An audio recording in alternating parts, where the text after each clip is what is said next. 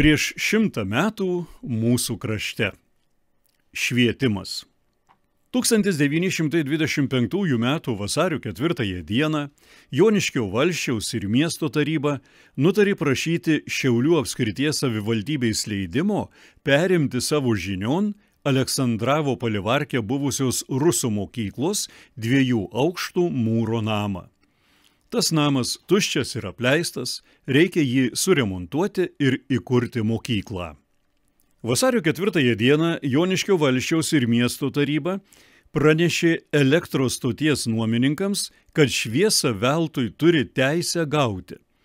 Pirmoji Joniškio pradžios mokykla, esanti Šiaulių Plento gatvėje Jurgio Preikšto name. Antroji Joniškio pradžios mokykla, esanti Dvaro gatvėje Stefanijos Jackevičienės name. Trečioji Joniškio pradžios mokykla, esanti Upytės gatvėje Domo Čepulio name. Ketvirtoji Joniškio pradžios ir vidurinė latvių mokykla, esanti Upytės gatvėje Brėdikienės name. Penktoji Joniškio žydų pradžios mokykla, esanti Šiaulių Plento gatvėje. Taip pat valsčiaus valdyba ir senelių prieglauda.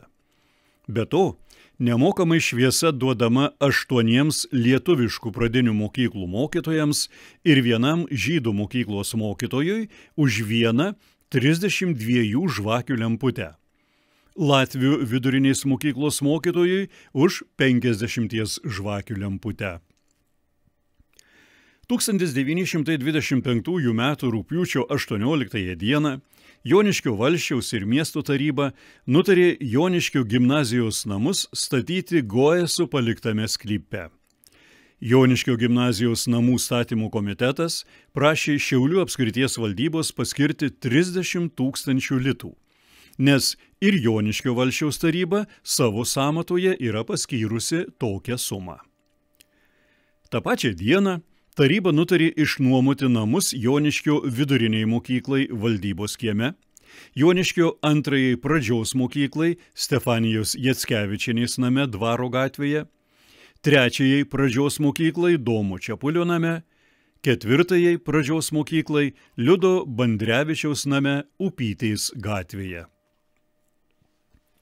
Iš Lietuvos centrinio valstybės archyvo fondų parinko Giedrė Lastauskienė, paskaitė Juozas Šalkauskas.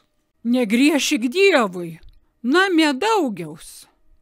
Viens jaunikis, būdams vienakis, įsakė savo draugui Piršliui, kad aš ką sakysiu, girsiuos, kai kur nujosme, tai tu man vis pritark, sakyk, negriešik Dievui, tu da namie į daugiaus turi.